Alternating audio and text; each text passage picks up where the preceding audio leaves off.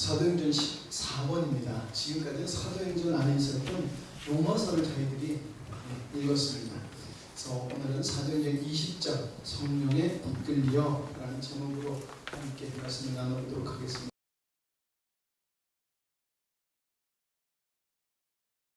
그 안에 어떤 일이 있었는지 다시 한번 살펴보도록 하겠습니다. 사도 바울이 안디옥에서 출발해서 아시아 쪽 안디옥으로 갑니다.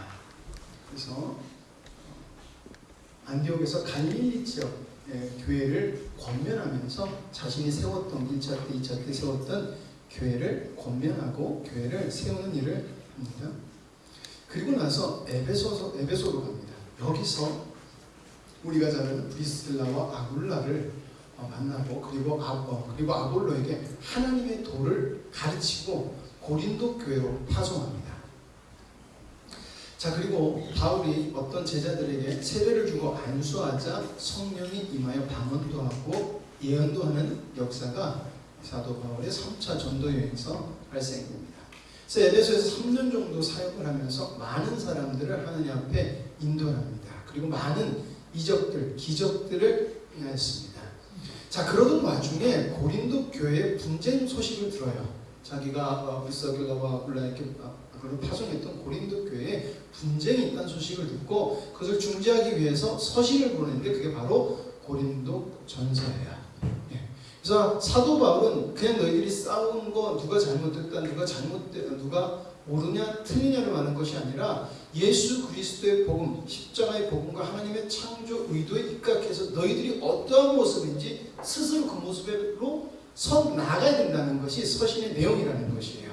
우리가 성경을 볼 때 성경을 보고 우리가 어떤 일들이 틀린다고 했을 때 성경 봐, 너 이 말 보고 틀리잖아, 이렇게 접근을 하거든. 그게 아니고요, 하나님의 창조 의도와 성령 십자가의 복음 안에서 우리가 무엇이 우리가 잘못되었는가를 우리는 스스로 점검해야 되고요, 그걸 성령의 음성으로 우리 잘못된 것들을 갱신하고 회복해야 돼요. 그래야지 그 안에 하나님의 연합된 그리스도의 유기적인 공동체가 하나 되는 것을 우리가 경험할 수 있다는 것이에요. 왜냐하면 그 안에 성령님이 계시니까. 이거 에코 우주예요. 자, 그리고 나서 서신을 보내고 보냅니다. 자, 그리고 드로아를 지나서 저기 베레아 지역까지 가요. 베레아까지 갔을 때 디도를 만나서 고린도 교회가 다시금 회복했다, 분쟁이 없어졌다는 이야기를 듣고 기뻐서 서신을 기록합니다. 그게 바로 고린도 후서예요. 그러면서 사도 바울은 다시 한 번 더 십자가의 복음과 창조 의도를 가지고 너희들이 어떤 모습으로 서 나아가야 되는지 그것을 다시 한 번 더 강조하고 그리고 각 교회, 자기가 세운 교회에 권면을 합니다.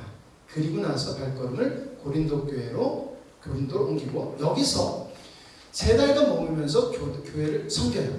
자, 그리고 나서 선교를 확장하기 위해서 서바나 지역, 지금 말하면 스페인 지역으로 선교를 나가기 위해서 로마 교회한테 서신을 보내요. 그게 바로 로마서라는 것입니다. 그리고 예루살렘 교회의 연보를 위해서도 함께 이 여행 중에 교회들에게 권면을 합니다. 자, 그리고 다시금 예루살렘에 돌아오는 길은 원래 고린도에서 100길로에서 예루살렘으로 가면은 간단해요.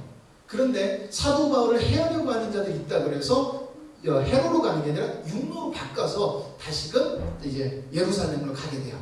자, 그렇게 가서 첫 번째 있었던 것이 바로 드로아예요. 드로아에서 아주 가장 유명한 일이 있는데 그게 바로 유두고를 살리는 일입니다. 그리고 밀레노로 가서 에베소 장로들, 에베소 지역에 있는 지역에 있는 장로들을 다 불러요. 왜냐면은 가서 다 설교할 만나서 가려니까 안 되겠는 거예요. 시간이 안 돼서 장로들을 불러서 마지막으로 권면 설교를 해요. 그리고 나서 두로로 갔다가 시돈을 거쳐서 예루살렘으로 가는데 그 전에 제자들과 예언자들, 빌립의 딸들이 사도 바울 선생님, 당신이 예루살렘으로 가면은 붙잡혀서 족쇄에서 갇힐 거예요. 이걸 하나님이 우리를 성령을 통해서 보여주셨어요 라고 이야기를 해요. 그 전에 밀라노에서도 그 말을 듣거든요. 그렇죠? 예, 거기서도 듣는데 사도 바울이 여기서 나의 달려갈 길과 나오는 말이 여기서 나오는 말이에요. 자, 요렇게가 3차 전도 여행의 경로고 내용이에요. 계속 인터넷 찾아보셔도 많아요. 그러니까 이런 내용이 있다라는 것을 여러분들 보시면 될 것 같습니다. 자, 저는 이번에 이 말씀을 보면서 왜 유두고 사건을 사도 바울이 기록했을까라는 것에 대해서 굉장히 한번 생각을 많이 해봤어요. 많은 성경의 많은 기적들은 다 그 내용이 있어요. 예수님의 사역은 우리가 안전뱅이, 눈먼자, 그리고 벙어리, 귀머거리 이런 사람들을 많이 고치잖아요. 그렇죠? 근데 그걸 뭐라 그랬어요? 듣지 못하고 보지 못하고 서 있지 못하는, 그리고 문둥병자, 저주받은 자들을 새롭게 하시는 예수님의 사역을 얘기하시는 거예요. 하나님의 사역을 이야기하고 있는 게 커요. 그러니까 많은 치료를 했지만 그걸 유독이 성경에 많이 기록한 것은 그 내용을 담고 있다는 것이에요. 그러면 유두고라는 사건을 왜 넣겠냐는 거예요. 이것을 우리가 질문해 봐야 된다는 것입니다. 자, 유두고 사건을 보면은 구약의 선지자와 예수님과 사울의 사건이 병행되는 것을 볼 수 있습니다. 구약에 죽은 자를 살렸던 사람이 누군지 아십니까? 예, 퀴즈입니다. 구약 성경에서 죽은 자를 살린 사람 누굴까요? 엘리사입니다. 그리고 신약에 와서 죽은 자를 살린 사람 누굴까요? 예, 예수님입니다. 그리고 또 누굴까요? 예, 사도 바울입니다. 이들은 공통점이 있어요. 죽은 자를 살렸습니다. 엘리사는 수냄 여인의 아들을 살렸고요. 예수님은 나사로를 살렸고요. 사도 바울은 유두고를 살렸습니다. 모두 다 하나님의 능력으로 이적을 행한 것이에요. 그러니까 왜 이것을 행했는가라는 것입니다. 이것은 그냥 단순히 사람을 살린 사건이 아니라 하나님의 창조 의도와 십자가의 복음이라는 것은 쉽게 말하면 하나님의 작정과 하나님의 일하심은 구약부터 사도시대까지 계속되고 있다는 것이에요. 그러니까 하나님의 생각은 구약이 다르고 신약이 다르고 예수님 시대가 다르고 이게 아니라는 거예요. 그래서 그게 어디까지 가냐? 종말까지 온다는 거예요. 그러니까 하나님의 창조 의도는 종말까지에서 조금 더 변함이 없다는 것을 가르쳐 주는 거라는 거예요. 유두고를 살리는 것은 그런 내용이에요.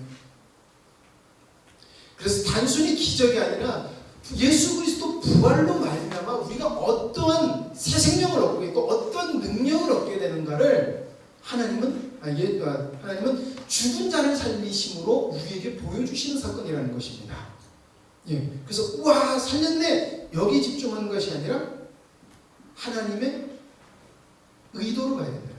하나님은 무엇을 원하시는. 자, 그래서 보통 그러잖아요. 우리가 만약에 우리끼리 예배드리다가 누가 다쳤는데 갑자기 목사님이 기도 쫙 해서 났어요. 그럼 어떨까요? 야, 난이야. 그러면서 그거 막 기뻐가지고 막 그거 간증하느라고 막 그럴 거 아니에요. 그렇죠? 한번 상상해 보세요. 그렇잖아요. 전 그럴 것 같더라고요. 야, 누구 전화 연번에 얘기했는데 하고 뭐 그럴 것 같아요. 근데 되게 재밌는 게 유독을 살린 다음에 다시 한 게 뭐냐면 다시 모여서 하나님의 말씀을 강론했다라고 해요. 이게 중요한 거예요. 여러분 우리는 기적을 보면 와 하니까 야 기적 이러면서 기적에 눈을 멀어요. 근데 중요한 거는 기적이 아니라 기적을 왜 하나님이 행하셨냐는 게 중요한 거예요. 그래서 사도 바울은 유두고를 그냥 3층에서 떨어져 죽었는데 다시 올라가가지고 불러서 또 말씀을 강론한 거예요. 그만큼 여러분 하나님의 말씀 아는 것은 중요하다는 것입니다. 그냥 아는 것이 중요한 게 아니라 하나님의 창조 의도와 십자가의 복음은 생명보다 귀하다는 것입니다. 다시 사는 것이 여러분 절대 중요한 것이 아닙니다. 우리는 다시 살아도, 그러니까 제가 만약에 죽었다가 다시 하나님이 이 땅에서 살리신데도 우리는 반드시 죽어요. 그래서 하나님 앞에 가게 돼요. 그게 하나님이 우리에게 받게 될 평가라는 거예요. 거기서 평가를 받는다는 거예요. 내가 죽었다 살아난다면 내 마음대로 살면 저는 악한 사람이에요. 하나님의 성령의 은혜를 맛보면서도 악한 사람이 될 수 있잖아요. 그렇죠? 근데 우리가 나를 죽이었다 다시 살리신 하나님의 그 뜻과 의도를 보면 우리는 어떻게 된다? 하나님 앞에서 귀한 종이 된다는 거죠. 그 의도를 알고 하나님의 창조 목적에 딱 맞는 사람이 된다는 것입니다. 네. 그래서 다시 살리신 하나님이 누구며 그분의 뜻이 무엇인지 알아야 된다는 것입니다. 여러분 저는 소망하건대 여러분들 속에서도 기도하면 치유의 역사가 나타나기를 원해요. 근데 하나님 우리에게 안 주시는 이유가 저는 있다고 생각해요. 왜요? 아직도 우리도 기적에 눈이 멀 수 있다는 것이에요. 만약에 여기서 누가 기적이 나타나면 봐봐 나 나타나자 우리도 이럴 수 있다는 거예요. 여러분 이거 굉장히 금하는 거고 이거 굉장히 위험한 거예요. 난 다음에 하나님의 말씀이 뭘 가르치는지 우린 그것을 가르쳐야 돼요. 기적이 나타난 것은 아무것도 아니에요. 기적이 나타난 것은 하나님으로서 당연한 거지만 우리가 만약에 깨달아야 되는 것은 뭐다? 하나님이 어떤 분인지 깨달아야 된다는 거예요. 그리고 그 감춰져 있는 하나님의 영광을 우리가 봐야 된다는 것입니다. 자 그리고 이제 밀레노로 가서 고별 설교를 합니다. 거기서 말하는 게 교회란 무엇인가요? 교회라는 것은 하나님께 속한 곳입니다. 여러분 교회는 모여서 위로받는 곳이 아니에요. 그러나 교회는 위로가 있는 곳이에요. 왜? 하나님이 있기 때문에. 하나님의 속함으로 하나님의 모든 충만하심으로 인해서 우리가 위로받고 은혜받고 충만한 거예요. 내가 충만하려고 오는 것이 아니에요. 하나님을 직접 만나면 거기에 충만함이 있어야 되는 게 맞는 거예요. 예. 두 번째는 하나님의 교회의 은혜의 방편은 하나님의 말씀이에요. 찬양도 말씀이 따라야 돼요. 제가 여러분들한테 강조하죠. 우리 목사님들 저한테 그랬어요. 너무 중간에 멘트 많이 냈지 마 그러는데 네. 제가 왜 그랬냐면요. 우리가 찬양을 부를 때 찬양 가사 내용을 모르고 찬양해요. 무슨 내용인지도 모르고 이게 뭘 의미하는지도 모르고 그리고 저도 이 가사가 무슨 뜻인지도 모르는 거를 가사 속에 넣어놔요. 그 배경이나 이런 거 모르는 단어도 있어요. 근데 우리 그냥 막 박수치면서 찬양해요. 어떨 땐 그거 모르는 거에도 눈물이 나요. 우리가 감정이 솟고 있을 수도 있다는 거예요. 찬양도 말씀이 연관돼서 우리 은혜가 되어야 돼요. 그리고 말씀이 내 것이 되면 여러분들 찬양이 다르게 나올 거예요. 이렇게 우리 찬양에게 접근해야 돼요. 그래서 교회에게 주신 은혜 방편은 여러분 말씀입니다. 그리고 여러분 우리가 받은 하나님의 말씀은 정말 귀한 거예요. 제가 요즘 우리 작은 사모가 신학을 하잖아요. 그래서 제가 옆에서 책을 같이 봐요. 근데 정말 귀하고 제가 정말 볼 때마다 감탄하는 게 뭐냐면은 그들은 조각 낸 거를 우리는 통으로 다 알고 있어요. 정말 그래요. 제가 이번에 루터 책을 봤거든요. 루터가 하는 얘기가 저의 생각에는 루터가 신학의 그 신학자였거든요. 루터는 신학자였어요. 근데 자기가 신학을 연구해 보니까 이건 아니다라는 거예요. 그래서 종교 얘기를 한 건데 그가 본 거는 의로 깨달음이라는 거예요. 의. 예. 그래서 하나님의 의로 깨달은 사람은 행위가 나올 수밖에 없어. 그거를 결국엔 그들이 이야기를 하는 거예요. 그런데 그로 인한 하나님이 받으시는 영광에 대해서 루터도 잘 이야기를 하고 있지 않아요. 그리고 그걸 언제부터 왜 했는지도 잘 이야기하고 있지는 않아요. 더 읽어봐야 되겠지만 약해요. 그리고 어떤 사람은 영광에 대해서만 얘기해요. 그분들의 책 귀해요. 정말 기뻐요. 그런데 통으로 이야기하는 사람은 없어요. 처음부터 끝까지. 여러분 이게 우리의 하나님이 주신 굉장히 귀한 복이에요. 만약에 여러분들이 이것을 깨달으신다면 우리는 하나님의 능력을 경험할 수 있는 자가 유일한 희망적 존재가 될 수 있다는 것입니다. 돼야 돼요. 예. 왜냐하면 하나님의 의도를 이루는 사람한테 하나님은 능력이 나타나는 권세를 주셨다는 거예요. 누구에게? 사도 바울에게. 지금 사도 바울이 전하는 복음을 우리가 듣고 있어요? 우리가 듣고 있다는 거예요. 그 우리 속에서도 하나님이 원하시면은 기적이 일어난다는 것입니다. 그래서 여러분들 삶 속에서 그래서 저도 그렇습니다. 제 삶 속에서 앞으로 기적이 나타나길 간절히 소망합니다. 그래서 하나님의 말씀이 그들에게 들어가길 원해요. 그들의 은사를 보여주고 싶은 게 아니라 하나님의 말씀이 들어가길 원해요. 예. 그리고 교회는 행정사역지 중심이다. 이게 약간 말이 그런데요. 여러분들이 계신 곳이 바로 교회입니다. 여러분들의 사역지입니다. 여러분들의 직장, 여러분들의 집, 여러분들의 학교 모든 것이 다 여러분들의 사역지예요. 네. 우리 안양대학교 안양대학교를 세우신 그 박사님이라고 김치석 목사님이시죠. 그분이 한 구석 밝히기 운동이라는 것을 했거든요. 한 구석을 밝히면 모든 것이 밝아진다라고 이야기를 한 거예요. 예, 그게 그리스도인의 존재라는 것입니다. 그래서 제가 있을 때도 맨날 그랬어요. 한 구석을 밝혀야 된다. 한 구석을 밝혀야 된다. 예, 소망합니다. 우리는 그것이 맞다는 것입니다. 그래서 교회는 여러분 돈을 벌여야 됩니다. 제가 여러분들에게 늘 말씀드리지만 그냥 찾는 것이 아니에요. 우리가 예수 그리스도로 인한 사랑을 경험함으로 사랑이 나타나야 되고요. 우리가 예수 그리스도로 인한 긍휼한 마음이 있어서 섬겨야 되는 것입니다. 근데 여러분 좀 착각하시면 안 돼요. 긍휼한 마음이 많은 사람은 막 긍휼하게 나가요. 그렇잖아요. 사람이 좋은 사람은 좋게 행동해요. 그래서 우리 주님한테 기도를 해야 됩니다. 하나님, 이게 주님이 원하시는 것이에요? 아닌 거예요? 라고 우리는 기도를 해야 됩니다. 그래서 기도를 해서 하나님이 해라라는 음성을 들어야 돼요.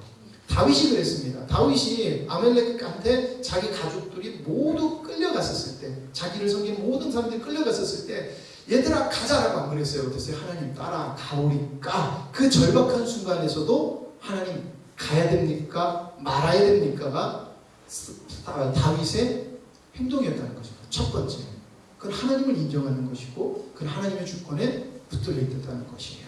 그리고 하나님의 뜻대로 행했다는 것이에요. 그러니까 하나님이 다윗을 향한 평가가 뭐였어요? 내 마음에 합한 사람이라는 거예요. 그러니까 여러분들이 아무리 많은 일들을 하고 아무리 귀한 생각을 하고 귀한 것을 갖다 바쳐도 하나님이 물어서 하는 거 아니에요. 하나님이 원하시는 것을 하는 게 아니면 하나님의 뜻대로 합하게 되는 것이 아닐 수가 있어요. 그렇기 때문에 여러분, 주님으로 인해서 우리는 행동해야 되고 그 본을 보여야 된다는 것입니다. 그 본이라는 것입니다.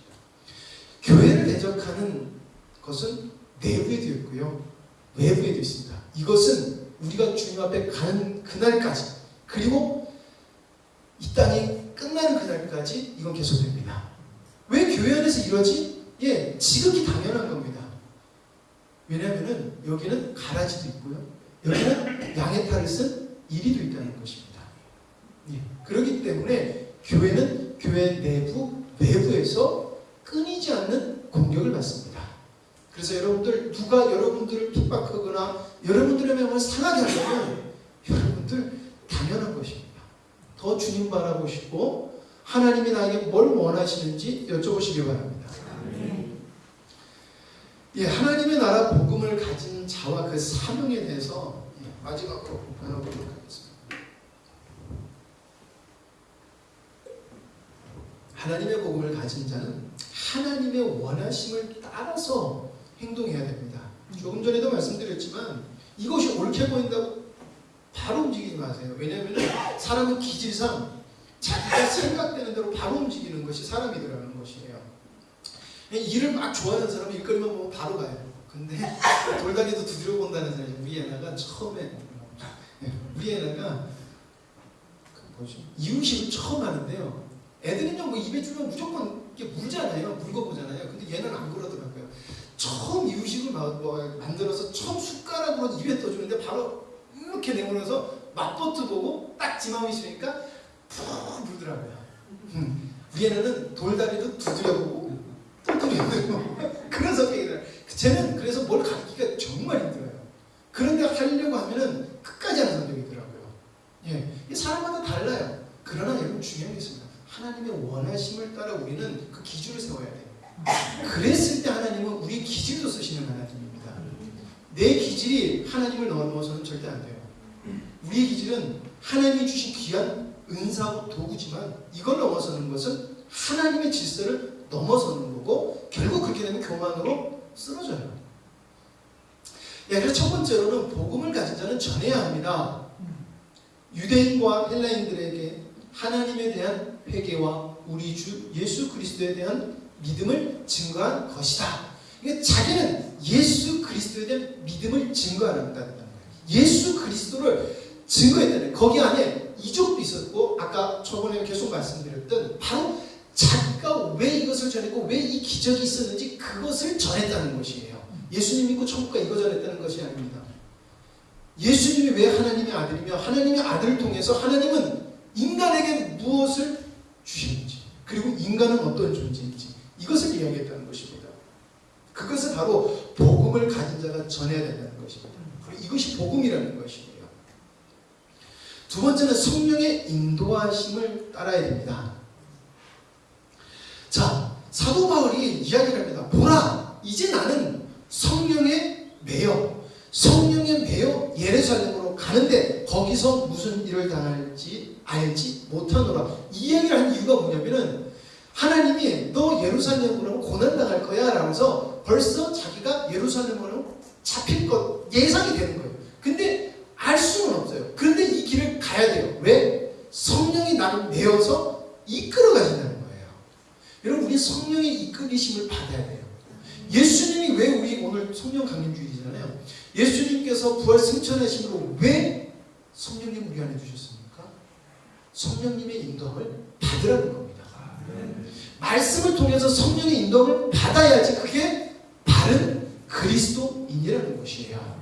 그래서 여러분들, 우리 속에서 성령의 내이심으로 우리를 이끌어 가신 것을 우리가 안 할 수 없다라는 고백이 우리 영광스러운 교회에 있어야 된다는 것입니다. 여러분, 그것의 첫 번째 예가 바로 여름 집회를 하나님이 아무것도 아니고 다들 그 시골 교회에서 뭘 하겠어 라고 하는 그 집회를 시작한 것이 그거의 어떻게 보면 표본이에요. 여러분, 제가 얼마 전에 사진을 이렇게 뒤지다가 한 10여 년 전에 집회하는 걸 봤거든요. 10여 년도 넘었구나. 얘가 튀어난 지가 벌써 한 15년 전 처음에 했었던 집회를 보는데, 그때 건물이 되게 낡았었잖아요. 지금 보니까 사람들이 와서 들은 것만 해도 이상 참 기적이다라는 생각이 들어요. 이러면 정말 낡은 건물에 커튼으로 돼 있어서 약간 진짜 옛날 기도원 같은 그런 분위기에 사람들이 오면 이상한 게 아닐까. 그래도 목사님 사모님의 신뢰가 있어서 이렇게 왔지만 참 이렇게 뭐라 해야 되나, 죄송해요 목사님, 어설펐다라는 느낌이 되게 많이 들어요. 제가 앞에서 찬양하는 모습도 그렇고 되게 어설펐다는 생각이 드는데, 하나님은 당신의 뜻을 한 해 쌓으시더라는 것입니다. 여러분들, 지금 우리가 듣는 십자가의 복음, 이 통으로 된 거, 우리 통으로 됐잖아요. 근데 처음에 안 그랬어요. 그쵸 목사님? 한 해 목사님을 통해서 하나님께서 굉장히 뜨겁게 주시는 말씀을 한 해 전하게 지금 13가지가 14가지로 나누은 십자가의 복음이 완성된 거예요. 하나님의 세워가심이라는 것입니다. 근데 그때 목사님이 하신 게 하자, 주님이 원하신다는 것이었어요. 그래서 다들 그걸 어떻게 해요? 인간의 생각이었지만 여러분, 지금까지 우리가 하고 있습니다. 그리고 저는 작년에 새로운 갱신을 우리에게 보여주셨어요. 새로운 부흥의 시작을 열어주셨다고 믿어요. 그렇죠. 우리는 다 그것을 봤다고 좀 믿습니다. 그럼 올해는 저를 기대하시고 주님의 충만하심을 기대하며 나가기를 소망합니다. 세 번째로는 어떤 상황에도 전해야 된다는 것입니다. 오직 성령이 각성해서 내게 증언해 결박과 환난이 나를 기다린다 하시나, 여러분, 주님이 원하시면은, 아까 그랬잖아요. 우리 영광스러운 교회가 그렇게 힘 있는 교회도 아니고 시골에 있는 교회. 그럼 뭘 할 수 있겠어라는 사람들의 판단이 맞아요. 그러나 주님이 원하시니까 하는 거예요. 그리고 하니까 주님이 역사하셔서 지금까지 하시고 완성해 나가시더라는 것입니다. 우리가 한 게 아니라 성령님이 하셨다는 것이에요. 그래서 어떤 상황에서도 해야 돼요. 환난과 핍박이 있을 걸 알았지만 그게 나를 기다린다니, 나는 성령이 가라니 가겠다는 것입니다. 그게 그리스도인이에요. 여러분도 그냥 아무 상황에서 나 가겠다 아니에요. 성령이 가라니 그 상황에도 나는 가겠다는 것입니다. 그걸 우리가 알아야 된다는 거예요. 주님이 원하시는구나 라는 것을 우리가 알아야 된다는 것입니다. 그리고 생명을 바쳐서 해야 된다는 것입니다. 이것은 내 목숨 드리기가 아니에요. 하나님은 나의 주권자라는 것입니다. 하나님은 나의 모든 것이고 나의 주인이시라는 것을 인정하는 것이에요. 그게 나의 생명을 바친다는 것이에요. 나를 구원해 주시니까 나를 사랑하는 주님을 사겠다. 그런 것도 많지만 그게 하나님의 질서이기도 한 거예요. 나의 생명은 내 게 아니에요. 하나님 거라는 거예요. 그렇기 때문에 주권자가 원하시면 마땅한 거라는 것이에요. 거기에 의로움이 붙을 수 없는, 내가 드리는 게 아니라 합당한 거라는 것입니다. 그래서 사도 바울이 이 유명한 말을 남기는 거예요. 같이 한번 읽어보실까요? 내가 달려갈 길과 주 예수께 받은 사명 곧 하나님의 은혜의 복음을 증거하는 일을 마치려 하면은 나의 생명조차 조금도 귀한 것으로 여기지 아니한다. 뭐라고 했어요? 하나님의 은혜의 복음이라는 것이에요. 여러분, 그냥 구원받게 하셨으면은 너희들을 천국 보내시는 복음이라고 했을 거예요. 그런데 뭐라고 해요? 하나님의 은혜의 복음이라고 했다. 그 안에 감추어 있는 복음을 위해서 이것을 이루어 가시는, 이것의 주인이시는 하나님을 위해서 내가 이 복음을 전하는 것에 나는 내 생명도 내 걸로 여기지 않는다는 거예요. 왜? 당연히 하나님 것이니까. 여러분, 이 고백이 저와 여러분들의 고백이 되기를 간절히 소망합니다. 기도하시겠습니다.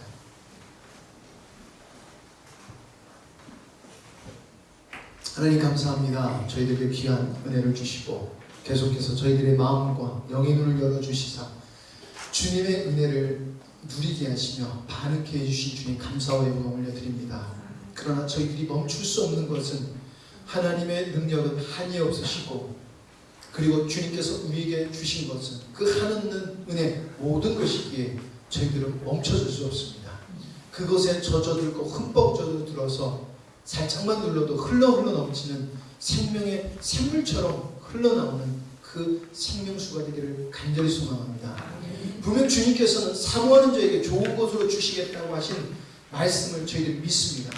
그러니 저희들은 주님의 것을, 주님이 우리들에게 주실 것을 믿사오니 우리들에게 이루어질 줄 믿습니다. 아버지 하나님, 아직도 우리의 마음이 어두웠고 하나님 한계가 낀 것 같습니까? 주님께서 깨끗이 그것을 치워주시사 주님을 명확하게 보게 하여 주셨고, 아직도 하나님의 영광이 나의 영광으로 보이지 않는 자 있다면 아버지 하나님, 주님의 영광이 얼마나 큰지 그의 삶을 통하여 경험케 하여 주시옵소서. 하나님, 우리 교회를 세우시고 우리에게 복음을 주신 것은 우리가 잘나서가 아니라 하나님 아버지의 간절한 갈망임을 저희들이 깨닫게 하여 주시옵소서. 그래서 우리도 사도 바울처럼 나의 모든 것을 내려놓고 주님이 복음이 전해진다면 내 생명도 조금도 아끼지 않는다는 고백이 진정으로 우리 속에서 흘러넘치기를 간절히 소망합니다. 한 주 동안 또 주님을 누리니 다음 주에 만났을 때 서로에게 느껴지는 저희들의 한 주가 되게 하여 주시옵소서. 모든 걸 주님께 맡기며 예수님의 이름으로 기도드립니다.